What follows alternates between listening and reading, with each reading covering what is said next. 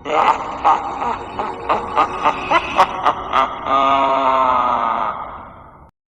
नहीं जानती कि कौन मेरी इस वीडियो को देख रहा होगा, लेकिन अगर आप इस संदेश को देख रहे हैं या सुन रहे हैं तो शायद मैं अब तक मर चुकी होंगी।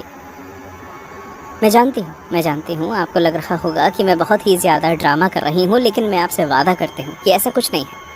यहाँ पर कुछ बहुत ही बड़ी गड़बड़ चल रही है, एक काला गहरा सच। और क्योंकि अब मुझे इसके बारे में पता चल चुका है तो मुझे नहीं लगता कि अब वो मुझे यहाँ से ज़िंदा निकलने देंगे। मैं उन्हें सुन सकती हूँ, वो बाहर मेरा शिकार करने के लिए मुझे ढूंढ रहे हैं। यहाँ बहुत ही अंधेरा है, मैं एक अलमारी में छिपी हुई हूँ और मैं नहीं जानती कि मेरे पास कितना वक्त बचा है, इसलिए ठीक है। गहरी सांस। अभी आपको ज़रूर ऐसा लग रहा होगा कि मैं कोई पागल हूँ, और शायद मैं हूँ भी, लेकिन मैं चाहूँगी कि आप मुझे सुनें, ठीक है? प्लीज़ बस मेरी बात सुन लो। मेरा नाम एबिगेल वॉल्टर है, मैं 17 साल की हूँ और मैं विलियम डेविस हाई में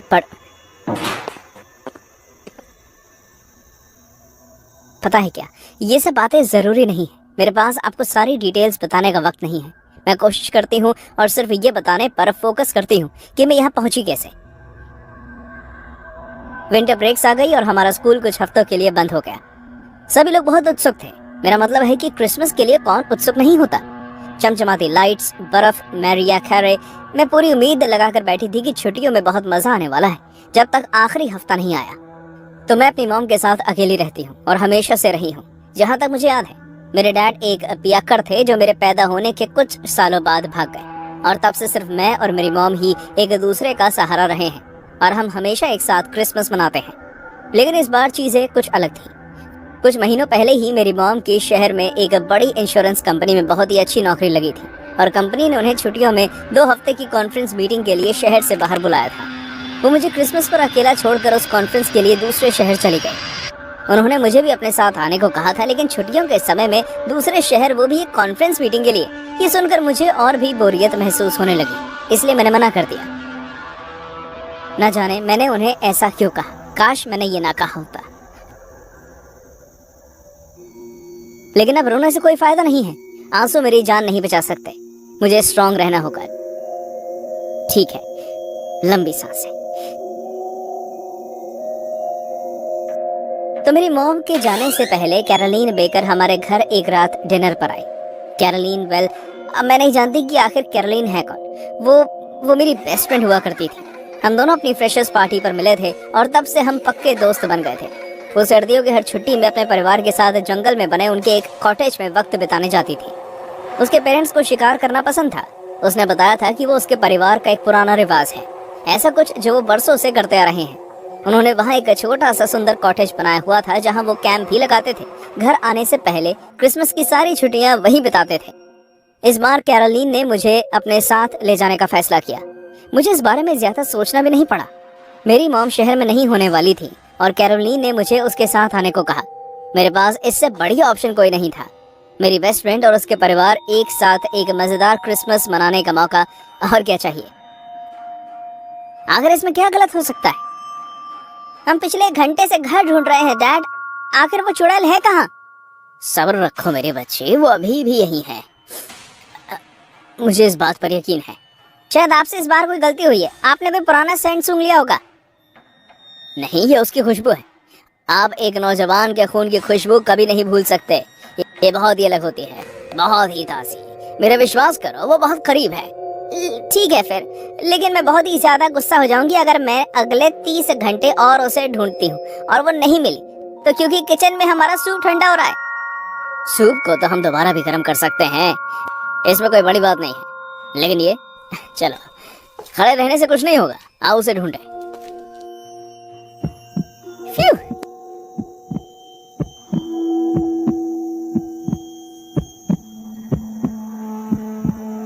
ये बहुत करीब था, वाकई बहुत करीब। मैं 21 तारीख की रात को घर से निकल गई। कैरोलीन मुझे घर से अपनी गाड़ी पर लेने आई थी। हम कुछ घंटों तक उसके घर में बातें करते रहे और उसके पेरेंट्स के काम से लौटने का इंतजार करते रहे। वो मुझे देखकर बहुत खुश थे, और अब मैं अगर उस वक्त को याद करूं तो उनकी खुशी कुछ अजीब ही थी। वो इतने ज्यादा उत्सुक थे जितना होने की जरूरत नहीं थी। अपने बच्चे के दोस्तों को देखकर पेरेंट्स अक्सर इतने खुश नहीं होते। लेकिन फिर वही कि मैं कैरोलीन के घर काफी समय के बाद आई थी, तो मुझे लगा कि इसलिए शायद वो मुझे देखकर, पता नहीं मुझे क्या लगा। मुझे याद है जब मिसेस बेकर ने मुझे गले लगाए तो उन्होंने मेरे बालों को सूंघा, लेकिन उस वक्त मैंने इस बात पर इतना ध्यान नहीं दिया। लेकिन अब मुझे अच्छे से याद आ रहा है कि मिस्टर बेकर के पेट में गुड़गुड़ हो रही थी, जैसे कि वो बहुत भूखे हों। मुझे पता होना चाहिए था कि वहाँ कुछ तो गड़बड़ चल रही है। काश मैंने उस समय कुछ बहाना कर दिया होता और उनके घर से बाहर निकल गई होती, लेकिन नहीं, मैं रुक गई। 22 तारीख की सुबह मिस्टर बेकर ने कहा कि हम जंगल में बने उनके कॉटेज में जाने के लिए निकलेंगे। कैरोलीन ने मुझे एक बार बताया था कि वो लोग अक्सर क्रिसमस की एक शाम पहले कॉटेज के लिए निकल जाते हैं, और इस बार हम जल्दी निकल रहे थे। ये मेरे लिए दूसरी चेतावनी थी। हम 3 दिन पहले निकल रहे थे। ये बहुत ही चिंता वाली बात थी। वो बहुत ही डेस्परेट थे। जब मैंने कैरोलीन से इस बदलाव के बारे में पूछा तो उसने कहा कि प्लान बदल गया है। कौन सा प्लान? मुझे कोई अंदाजा नहीं था, लेकिन फिर भी मैं पागलों की तरह उनके पीछे पीछे चल पड़ी, क्योंकि वो मेरी बेस्ट फ्रेंड थी। मुझे डरने की कोई जरूरत ही नहीं थी। मुझे याद है कि हमने एक कच्चा रास्ता लिया था और उस कॉटेज की तरफ मुड़ गए जिसे मैंने पहली बार देखा था। वो सड़क के आखिर में था। उसकी काली गहरी खिड़कियां ऐसे लग रही थी जैसे कोई लाश जगह जगह से सड़ गई हो। घर आने के रास्ते के बीच हुई बात मुझे आज भी याद है। काफी शांत जगह है ना? हाँ, तभी तो हमें इस जगह से प्यार है। शिकार के लिए एक बढ़िया जगह है। इस पॉइंट तक आते आते मैं समझ गई थी कि कुछ गड़बड़ होने वाली है। उन लोगों ने घर में मोमबत्तियां जलाई और मुझे डिनर टेबल तक ले गए। अगली चीज जो मुझे महसूस हुई वो थी मेरे सर पर किसी भारी चीज से किया गया वार। शायद वो एक भारी मोमबत्ती का स्टैंड था। दरअसल मैं जब बेहोश हुई तब तक मैं उस चीज को ठीक से नहीं देख पाई थी। कुछ समय बाद मेरी आंख खुली और मैं किचन में थी। एक टेबल पर मेरे हाथों पैरों को बांधा गया था और उस किचन में बहुत ही कम लाइट चल रही थी। अंधेरे में भी मैं कुछ ऐसी चीजें देख पा रही थी जो दूर से किसी इंसान के शरीर जैसी लग रही थी, जिन्हें मेरी तरह टेबल से बांधा गया था। उनमें से कोई भी हिल नहीं रहा था। मेरी सांसें मेरे गले में अटक गई। मैंने अपनी जगह पर ही हिलना शुरू कर दिया, लेकिन वो रस्सी टाइट थी। मिसेस बेकर हाथ में चाकू लिए उन्हें आपस में चलाते हुए किचन में आई। हमारी बेटी इस साल हमारे लिए बहुत ही अच्छा शिकार लेकर आई है ना? हम हमेशा से ही तुम्हारा स्वाद चखना चाहते थे। हाँ, सच में तुम सूप में कितनी स्वादिष्ट लगोगी। मिसेस बेकर, ये अब क्या कर रही है? मुझे कुछ समझ नहीं आ रहा। क्रिसमस जल्दी आ गया है मेरी जान। शायद तुम्हारे लिए नहीं, लेकिन जब हमारा काम खत्म हो जाएगा मुझे यकीन है कि तुम्हें अपने हिस्से की जिम्मेदारी से कोई एतराज नहीं होगा। वो पीछे मुड़ी और गैस पर रखे सूप को देखने लगी, जिसमें उन्होंने मीट के टुकड़े भी डाले हुए थे। जैसे ही मुझे एहसास हुआ कि वहाँ क्या हो रहा है, मैं चुप हो गई। ये लोग मुझे खाने वाले थे। मिसेस बेकर दूसरे टेबल पर गई और पागलों की तरह बाकी चीजों को चाकू से काटने लगी। उनकी गैर मौजूदगी में मुझे एक मौका मिल गया। टेबल की टांग जिससे मैं बंधी हुई थी हिल रही थी। मैं हिलते हुए उसके संतुलन बिगाड़ने लगी। किस्मत से मैं अब दीवार के पास पहुंच गई। मैंने धीरे धीरे खुद को आगे पीछे किया और फिर आखिर में एक जोर का झटका देते हुए टेबल को एक तरफ हिला दिया। टेबल दूसरी तरफ मुड़ गई और मैं अब तक उसी पर थी। उसकी एक टांग हल्की से टूट गई और रस्सी ढीली हो गई। जैसी मिसेस बेकर ने आवाज सुनी वो पीछे मुड़ी। वो किसी जानवर की तरह चिल्लाई और मेरे ऊपर हाथ में लिए चाकू से वार करने के लिए कूदी। मैंने फौरन टूटी हुई लकड़ी को उठाया और अपनी पूरी जान लगाते हुए उसे उनके सर पर दे मारा। वो जमीन पर जा गिरी और मैंने आओ देखा ना ताओ मैं उस किचन से बाहर भागी। मैंने बाहर से किचन का दरवाजा बंद कर दिया और घर के बाहर भागने लगी। लेकिन मेरी किस्मत खराब थी कि आंगन में कैरोलीन और उसके डैड खड़े थे। उनसे बचकर बाहर निकलना नामुमकिन था। मुझे जल्द से जल्द उन सब की आंखों से दूर होने की जरूरत थी, इसलिए मैं घर से ऊपर कमरे में आ गई। ये बहुत ही गंदा है, यहाँ बहुत अंधेरा भी है, लेकिन कम से कम ये जगह सुरक्षित है। मुझे एक पुराना ड्रॉर देखा जो काफी बड़ा है, जिसमें मैं घुस गई हूँ और तब से वहीं हूँ। शुक्र है मेरा फोन अभी भी मेरे जेब में था। इसकी बैटरी बहुत ही कम है और यहाँ कोई सिग्नल नहीं है, इसलिए मैं नहीं जानती कि इससे मुझे क्या फायदा होगा, लेकिन कम से कम मैं ये कहानी तो बता पाई। शायद कभी किसी को ये मिलेगा और वो मेरी इस कहानी को देख पाएगा, या फिर ऐसा कभी नहीं होगा। आधी रात बीत चुकी है। मैं बहुत थक गई। मुझे बहुत भूख लगी है। दर्द हो रहा है। मैं नहीं जानती कि मैं और कितनी देर ये सब सह पाऊंगी। अब तक कम से कम 1 घंटा हो गया है कि वो मुझे ढूंढ नहीं पा रहे हैं। शायद उन्हें लग रहा है कि मैं भागने में कामयाब हो गई हूँ, जो कि एक अच्छी बात है शायद, लेकिन मैं यहाँ से बिना उनकी नजरों में आए बाहर कैसे निकलूंगी। पिछली सर्दी में और मेरा भाई पहाड़ों में बने अपने अंकल के एक छोटे से केबिन में गए थे। उस जगह पर पहुंचने के लिए हमने गाड़ी में 3 घंटे का सफर किया। वो जगह इतनी सुनसान थी कि सबसे पास होटल भी 70 किलोमीटर दूर था। लेकिन हम जवान थे और प्रकृति के पास रहना चाहते थे। मेरे भाई और मैंने स्की सीखी हुई है, इसलिए हम वहाँ पहुँचते ही मोटी सफेद बर्फ में स्कीइंग के लिए जाना चाहते थे। हमने अपनी गाड़ी का हॉर्न बजाया और गाड़ी से उतरे। 15-16 साल की उम्र का एक लड़का केबिन से भागते हुए बाहर आया। वो काफी छोटा लग रहा था। उसके चेहरे पर प्यारी सी मुस्कान थी, हालांकि उसकी आंखों में हमें नींद नजर आ रही थी, जैसे कि वो काफी थका हुआ हो। उसने हमारा सामान लिया और हमें अंदर ले गया। मेरे भाई और मैं केबिन के अंदर घुसे। वो जंगल में बना एक छोटा सा आम केबिन था। उसके लिविंग रूम में आग जलाने की एक जगह थी और कोने में लकड़ियों का ढेर पड़ा हुआ था। यहाँ रात को ठंड काफी बढ़ जाती है, उस लड़के ने बहुत ही आराम से कहा। मेरे भाई ने उस लड़के से कहा कि हम स्कीइंग के लिए जा रहे हैं और वो पीछे से हमारे लिए रात का खाना बनाकर रखते। उस लड़के ने मुस्कुराते हुए हाँ कहा। हमने स्कीइंग करने के लिए अपने कपड़े बदले, सामान उठाया और जंगल के बीच जाकर मजे करने लगे। किसी भी पेड़ पर पत्तियां नहीं लगी हुई थी। सुंदर सफेद बर्फ धूप पड़ने की वजह से चमक रही थी। हम धीरे चल रहे थे क्योंकि हवा काफी तेज थी। हम जंगल के आधे रास्ते तक आ गए जब बर्फ गिरने लगी। थोड़ी देर के लिए यहाँ रुक जाते हैं, फिर हम वापस चलेंगे, मैंने अपने भाई से कहा। उसने मेरी बात मान ली और हम अपना सारा सामान उठाकर बर्फ से ढके बड़े पेड़ तक जाने लगे। अचानक हमने एक आवाज सुनी जैसे कि कोई गुर्राया हो और इसलिए हम रुक गए। पेड़ के बगल में एक आदमी खड़ा था। वो ऊपर आसमान की तरफ देख रहा था। बर्फ सीधा उसके मुंह पर गिर रही थी। हम सिर्फ उसकी लंबी गर्दन और नुकीले कंधे देख पा रहे थे। वो हिला नहीं। मैंने अपने भाई की तरफ देखा। हम दोनों को ही डर लग रहा था। वो आदमी कुछ अजीब ही बर्ताव कर रहा था। मैंने अपने भाई को इशारा किया कि बिना उस आदमी को पता लगे हम चुपचाप पीछे होकर अपने केबिन में लौट जाते हैं। अभी हमने 3 कदम ही पीछे लिए थे कि मेरा पैर एक लकड़ी पर जा लगा। उसकी आवाज से उस आदमी का ध्यान हमारी तरफ था। उसकी आंखें किसी लोमड़ी की तरह चमक रही थी। उसके मुंह के आसपास खून लगा हुआ था और तब पहली बार मेरा ध्यान उसके दाएं हाथ की तरफ गया। उसके हाथ में मरा हुआ खरगोश था। उसका पेट फाड़कर खुला हुआ था और उसकी आंतड़ियां बाहर लटक रही थी। उस आदमी ने अपना दूसरा हाथ मुंह पर लगा खून साफ किया और जोर से मुस्कुराने लगा। मैंने अपने भाई की चीख सुनी, स्टेफन भागो, अभी के अभी भागो भागो। मैं भागने लगा। मेरा भाई मेरे पीछे था। हमने पीछे मुड़कर नहीं देखा कि वो आदमी हमारा पीछा कर रहा है या नहीं। हम हाँफते हुए अपने केबिन में वापस आ गए। हमने जोर से दरवाजा बंद किया और उसके दोनों लॉक लगा दिए। घर पर रह रहे लड़के को लगा कि कुछ तो गलत हुआ है, इसलिए वो किचन से बाहर आ गया और मैं चिल्लाया, पुलिस को बुलाओ अभी। क्यों, क्या हुआ सर? स्टेफन मेरा फोन में नेटवर्क नहीं आ रहा। मैंने अपना फोन भी चेक किया और मेरा भाई ठीक कह रहा था। यहाँ पर ज्यादा बर्फ होने की वजह से नेटवर्क नहीं आते सर। उस लड़के ने बहुत ही आराम से कहा। क्या हुआ, कुछ हुआ सर? उसने पूछा। मैं उसे बताने ही वाला था, लेकिन फिर मेरे भाई ने मुझे रोक दिया। उसे लगा कि वो लड़का डर जाएगा और हमें वहीं अकेला छोड़कर भाग जाएगा, इसलिए हमने उससे कहा कि हमें जंगल में एक जंगली जानवर की आवाज़ सुनी।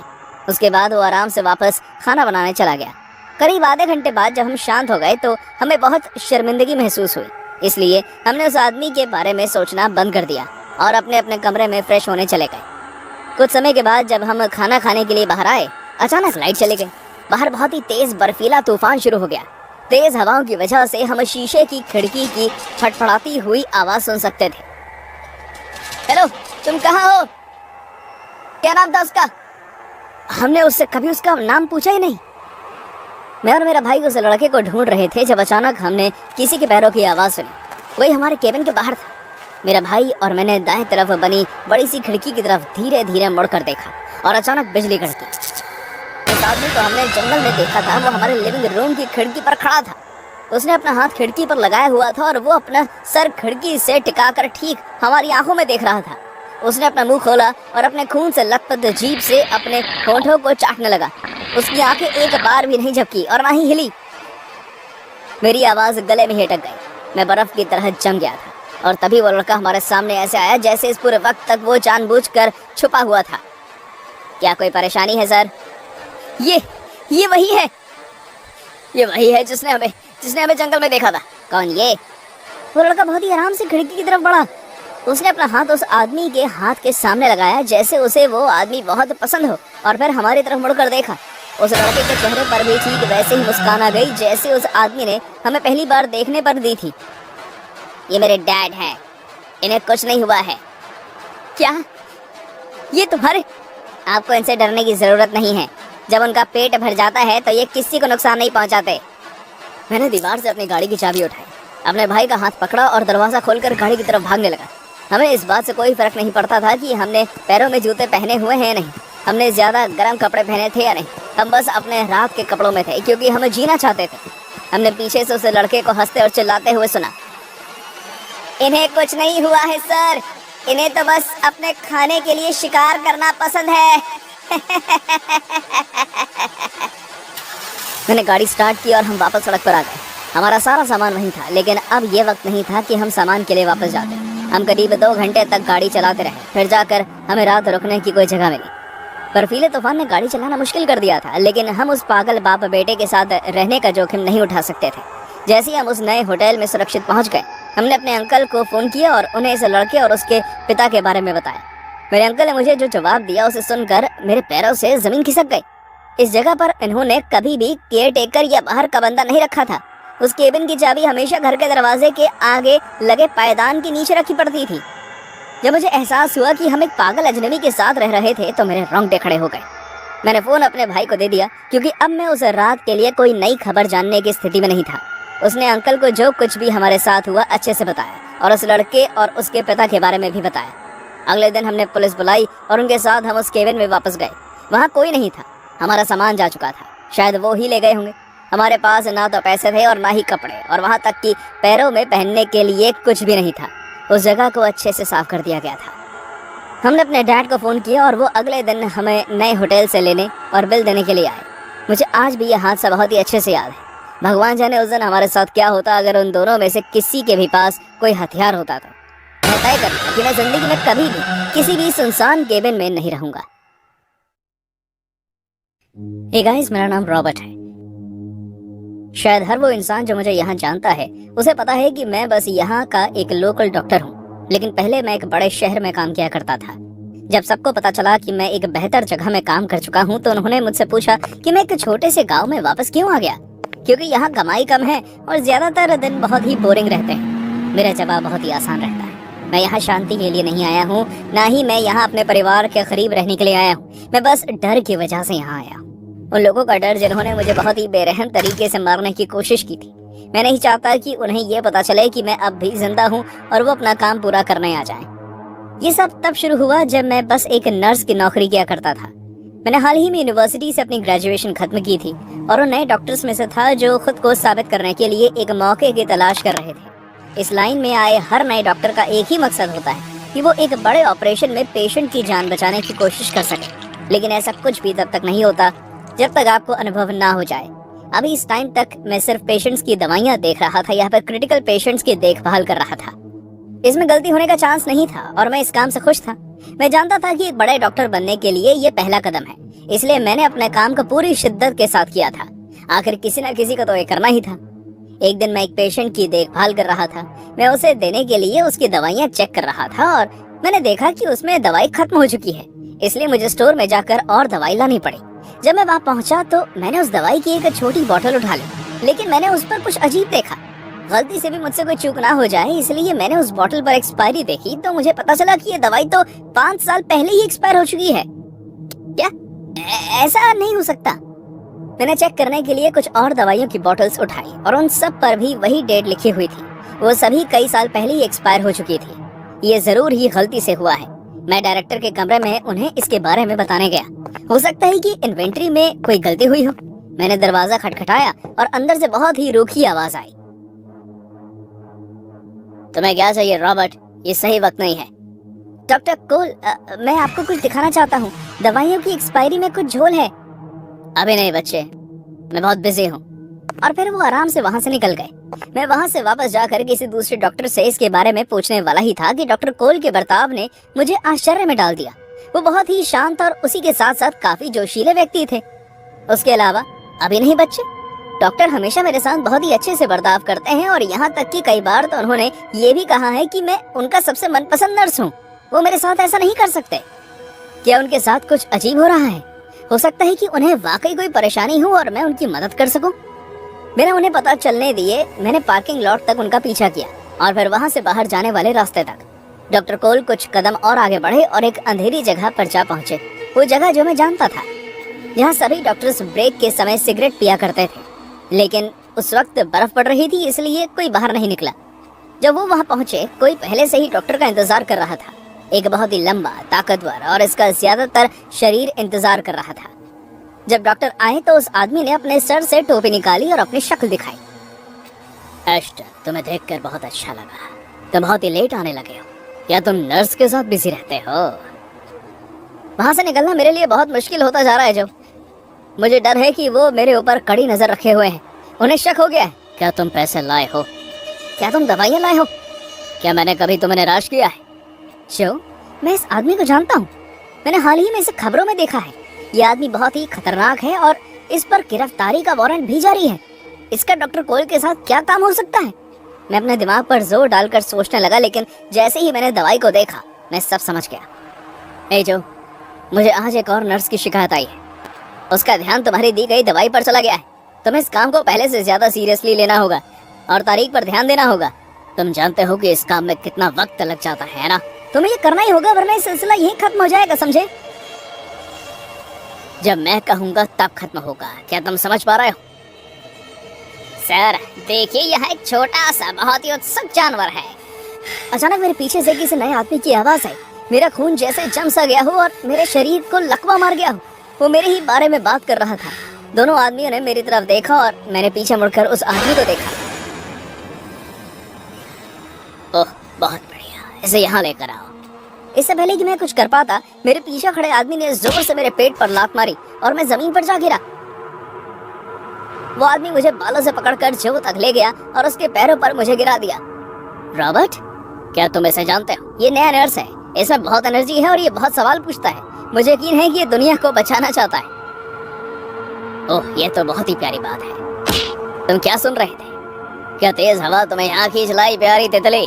मैं नहीं जानता कि तुम कौन हो। मैं तो बस यहाँ सिगरेट पीने आया था। लेकिन तुम्हें अपना सिगरेट का पैक नहीं मिल रहा होगा, है ना?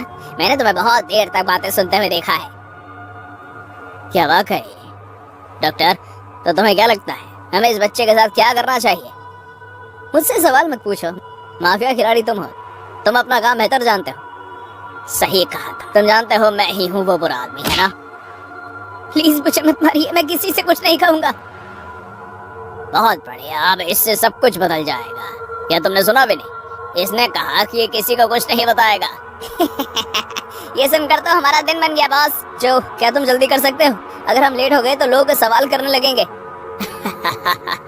वाह, लगता है डॉक्टर को तुम बिल्कुल पसंद नहीं हो बच्चे। विनी, जाओ जाकर फावड़ा निकालो। आज हम एक स्नोमैन बनाएंगे। मैं समझ नहीं पा रहा था कि आखिर हो क्या रहा है।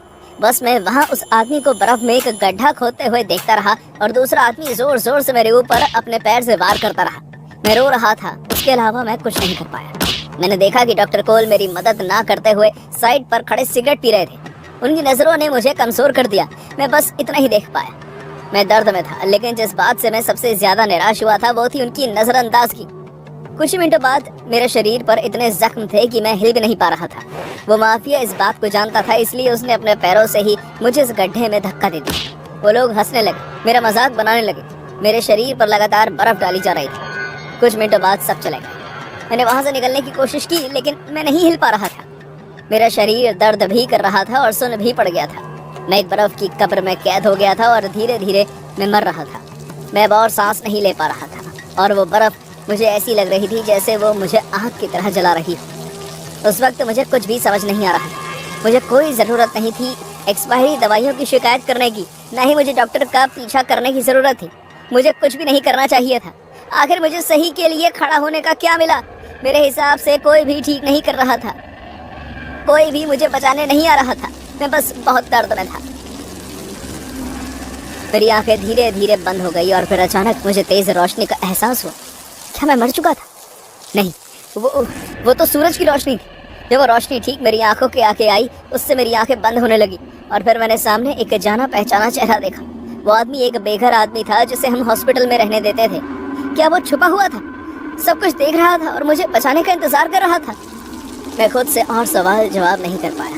मैं बस बेहोश हो गया और जब मेरी आँख खुली, मैं एक हॉस्पिटल के कमरे में था जो मैंने पहले कभी नहीं देखा था। जब मैं उठा तो एक नर्स मेरे पास आई। उसने सादे कपड़े पहने हुए थे और तब जाकर मुझे पता चला कि ये वो हॉस्पिटल नहीं है जहां मैं काम करता हूँ। जिस आदमी ने मुझे बचाया था उसने उस नर्स को सब कुछ बता दिया। उन दोनों ने सोचा कि जब डॉक्टर कोल उनसे मेरे बारे में पूछेंगे तो वो उन्हें झूठ बोल देंगे, लेकिन ऐसा कभी हुआ ही नहीं। उसने मेरे बारे में कभी पूछा ही नहीं, जैसे मैं कभी था ही नहीं। जब मैं ठीक हुआ तो एक शांत जिंदगी जीने के लिए अपने गांव वापस चला गया।